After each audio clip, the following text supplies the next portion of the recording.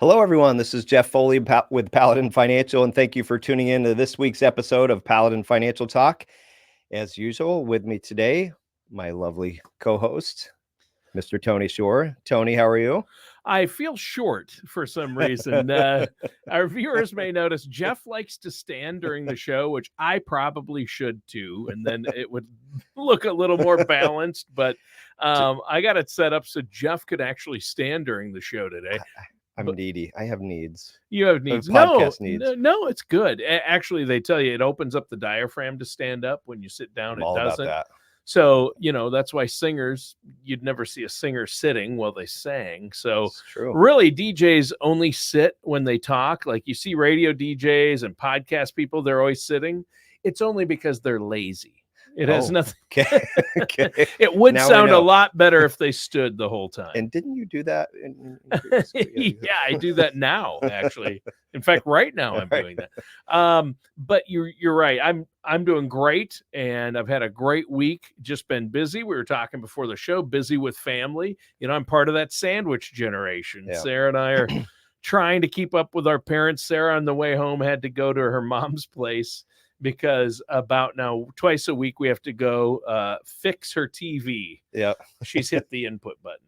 Okay. And we just have to turn it back to the cable. That happens. And my dad has passed that threshold too now. So he calls me on the phone. I'm like 3.5 hours away. I'm like, Dad, you'll have to get somebody at the assisted living. The maintenance guy can come and help you with it, or the nurse. So it's all part of getting old. I'm going to get there. We're all going to get there someday. Yeah. But it's great to have family to help out. It is. Yeah, that's very nice. So great that you're there for them. Yeah, I think it's great. And, Sarah and I feel prepared for this type of thing, we worked with Paladin for a long time now, and you have to be prepared for these kinds of things. And we're going to talk about an aspect of that, being frugal and watching your money. But before we get into that, Jeff, how have you been? You've been busy, haven't you? Been great. Yeah, we had a lovely 2-week vacation in Colorado a couple weeks ago. Oh, nice. I love Colorado. Yeah, it was beautiful. We saw Mount Rushmore on the way back and went up Pikes Peak. And you drove out? Yeah, that's fun. That car will never be the same. But you took the family? We did. You took the family across the states on a vacation. Yeah, you take them cross country. That car, woo! You know that smell. Yes. I know that smell. I've taken my family cross country on a vacation myself a few times. So. It was fun, though. It was good. Oh, yeah. I love, you know what I love? I think what's underrated is the Black Hills and the Badlands. Yeah. I think they're beautiful. Yeah. Beautiful. Yeah. We have so many different great things to see in our country. And we're fortunate. Yeah. Rushmore was awesome. I thought that would be a 15-minute stop and on the next, and we were there for hours. So it was great. You ever seen the movie Vacation with Chevy Chase, the original, where the family stops? Aren't we going to look at the Grand Canyon? And he just kind of nods. He's like, all right, let's go in the car. Got to make it to Wally World. You can spend more time there, and it's the history behind it. It's fascinating. Yeah, it's one of those must trips for me. I think every family, especially if you live in the Midwest, why wouldn't you? But everybody should see Mount Rushmore. Everybody should take a family trip to Washington, D.C. and see the monument and the Capitol and tour the museums. Those are 2 trips I think are must for every American. Could be a citizenship requirement, perhaps. Yeah. I think those are 2 of the most historical places I've ever visited, as far as our country's concerned. Yeah. Good stuff. All right. Well, okay. So frugal living, making it a lifestyle. Is that what we're talking about? We are. So we're going to wrap up this month's topic. Every month we have a different topic. We're talking about frugality this month. And over the last few weeks, Matt Bryant gave us a foundation on why frugality is a good thing. Yeah. We practiced this frugality as much as we could on our trip, by the way. Using the word you practice frugality? We did. Or saying the word, because I had to practice saying the word. I challenged Matt. Matt's show was an intro to frugality. Yes. Intro to frugality. It's like a college course. Right. And I told him that wasn't a word, frugality. He assured me it was. Ellie talked about methods for saving money in everyday life and upcycling and repurposing and finding free or low cost entertainment options. And then Nikki most recently continued with everyday life and focused on healthy living. And that's an important cost component long term. But today we're going to talk about a few stories and strategies from those that have achieved financial freedom and have been very frugal along the way, been very disciplined with their saving and their investing. And to do that, we're going to highlight some of the wisdom of Dave Ramsey. And if you're not familiar with Dave Ramsey, we'll kind of give you an overview of who he is here in a moment. Yeah, I think we should have, I don't know if I have a siren, but oh my gosh. Oh, right there. It's like, wow. Yeah. Those sound effects are for our disclosure alert. Compliance requires me to play those sound effects at this time. Unique request in the show. I used to have a siren. I don't know what happened to that, but frugal living, this does not have to mean sacrificing quality or living a joyless life, right? Correct. That's right. We can still have fun. Yeah. You can be frugal without being stodgy. Yeah. I'm trying to think of the right word. Fun and frugal can be in the same sentence. So, Dave Ramsey, he's a personal finance guru, if you're not familiar with him, and has as I like to say, a very big microphone. So best-selling author of a number of different books, the Dave Ramsey Show, or the Ramsey Show, I should say, podcast. A lot of people listen to that. And he talks a lot of times about crushing debt, very anti-debt. He famously had a video recently. You can Google. Someone was interviewing him and asked him, if someone gave you $1 billion with 0% interest as a loan, would you take that? And his answer was no. So he's really intense about not using debt in any way, shape, or form, but saving for emergencies, building wealth, being really methodical and well thought out about how you do this over time. And we're not going to tell you to eat rice and beans and, have to do too hardcore, but talk about some of the principles that Dave Ramsey talks about and have helped a lot of people be extremely successful, debt-free over time and enjoying retirement.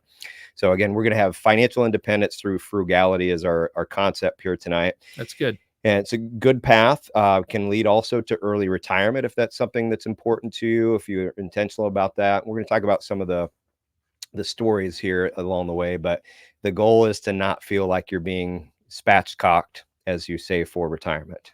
What is that? You're familiar with that? I am not familiar with that term, and I didn't have my hand on the beep button. But that's what did you say? So what did you call me? A cooking term, a barbecue term, where you splay the bird out so it cooks, more evenly. Okay, a lot easier to cook that way. So what does it mean in this context? I have no idea. I just really wanted to say that. No, not being too spread out, too thin on things. So, you don't want to be spread too thin. That's true. For sure. Yeah, for sure. We'll see if we can work that back in. But spatchcocked. That's interesting. Mm-hmm. Yes, I have to thank one of our regular listeners for that term. And really, he is in a different capacity in barbecuing, but I thought it worked well. Yeah, he's at a whole different level. I'm grilling hot dogs over here. Yeah. So speaking of that, a couple of examples that come to mind for me, and a particular couple that's in their 30s, and they've been very intentional in how they approach their budgeting, their saving, their investing, their gifting, have followed a lot of Dave's principles along the way, and that really got them started. Yeah. And then they've had that help that become their own over time. So they've taught Financial Peace University a number of times, which is Dave's course that is taught in a lot of my wife and I churches. have taken that course years ago when we were first married. Yep. Yeah. So that's helped a lot of people. So they've been very intentional throughout their 30s in saving, investing. They're putting away 15% of their that's income. Really good.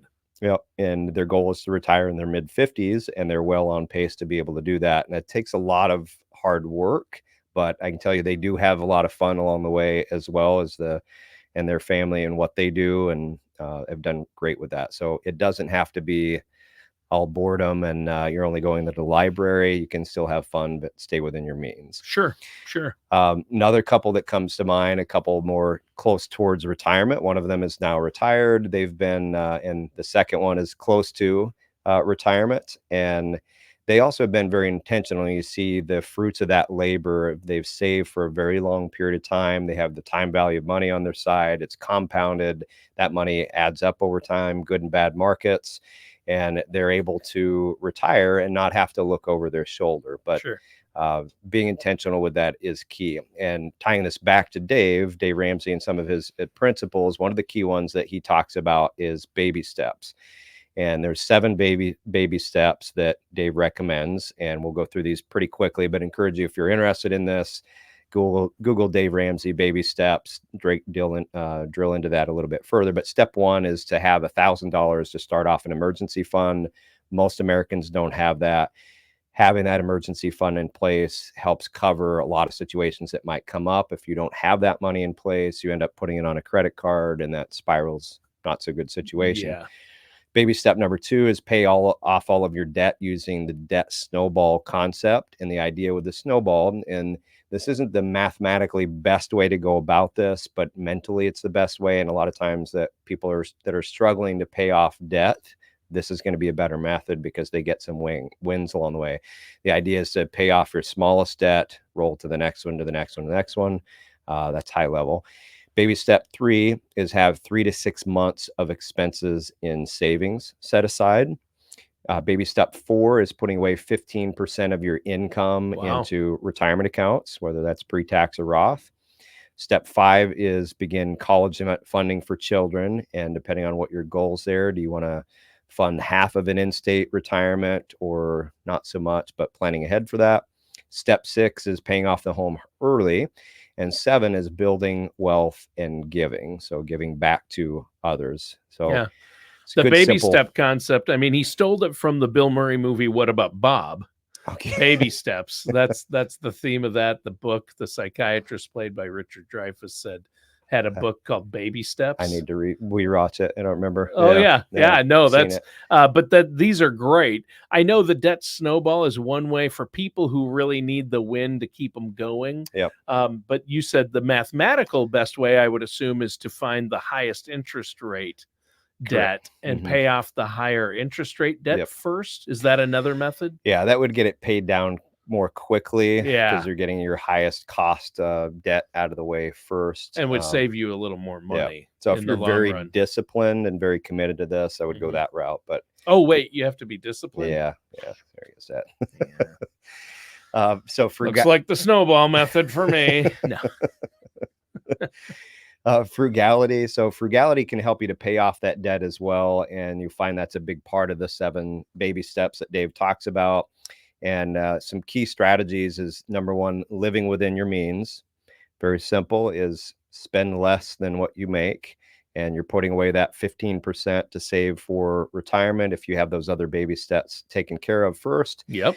One of the key things, a lot of people, and we'll talk about budgeting here in a moment, but it's very easy to get hung up on how much am I spending on Tony Pizza versus how much you might be spending on internet or whatever it might be. Sure.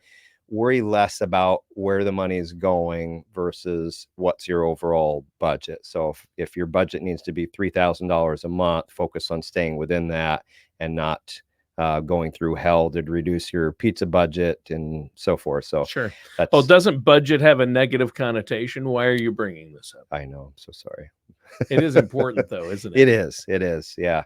Call it what you want. It's being intentional. Yeah. It's really helped Sarah and I when we don't look at our budget on a regular basis, at least monthly, if not, every couple of weeks, we do a lot worse with that spending versus income situation. We do so much better when we look at our budget at least once a month. Yep.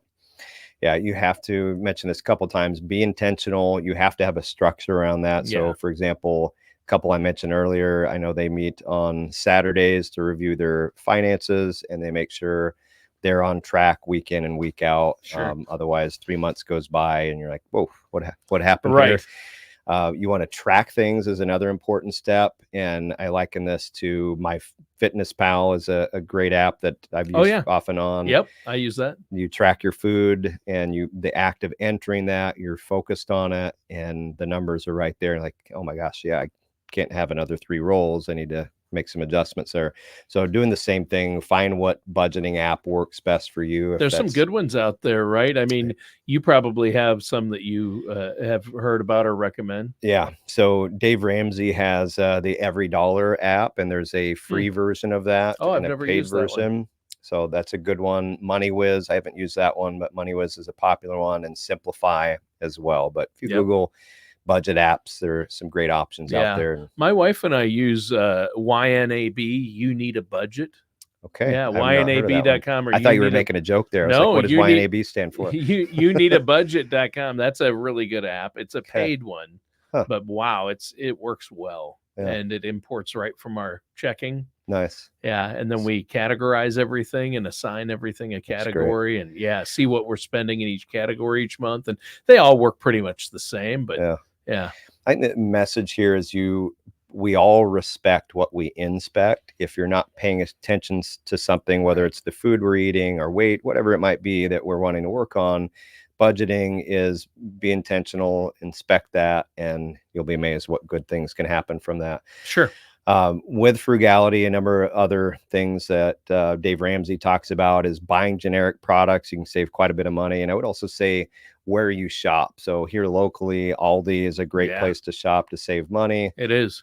Different shopping experience, but you can save quite a bit with that.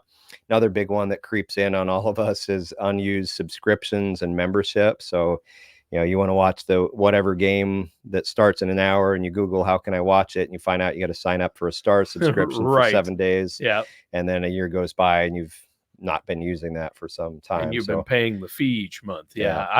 I've fallen into that trap. I'm guilty of that. And I'm always frustrated because I try to be frugal and watch it, but these things creep into our account. So you got to check your credit card statements and your bank statements for those things, especially if you have adult children who still use your accounts. Yeah. Good You point. really need to Where check did this those. come from? Yeah.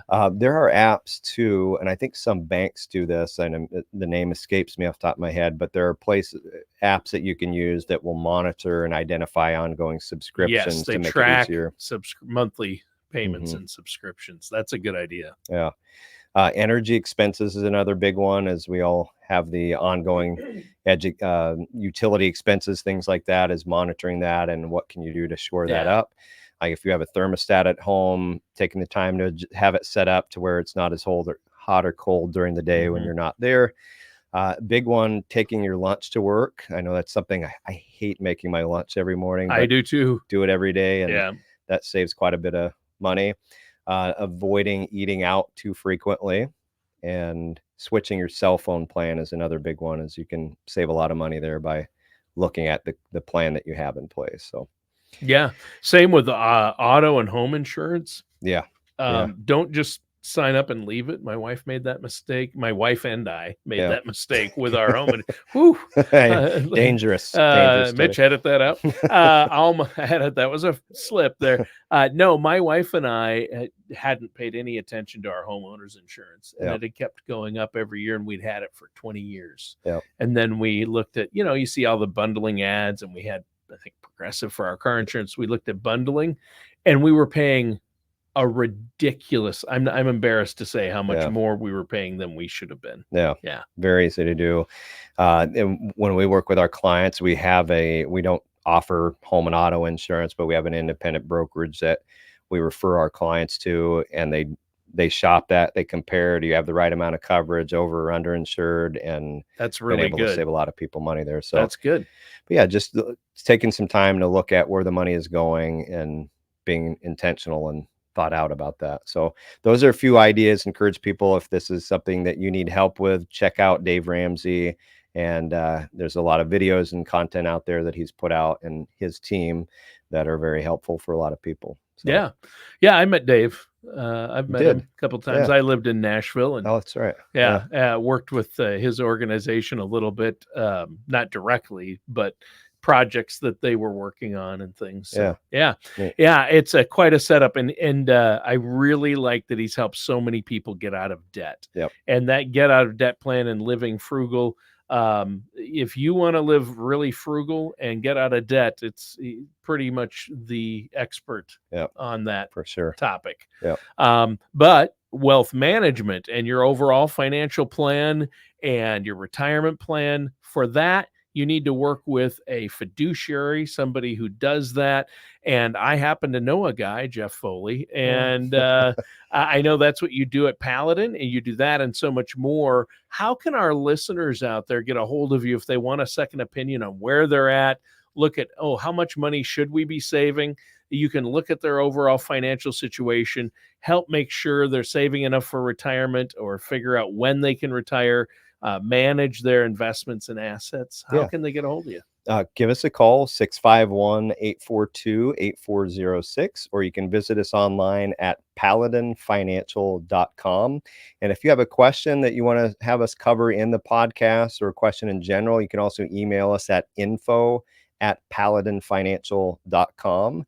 And appreciate you following the show, listening to the show, and we hope this was helpful for you folks. All right. Thanks, Jeff. And listeners and viewers, thanks for tuning in. That does it for today's episode of Paladin Financial Talk with our host today, Jeff Foley.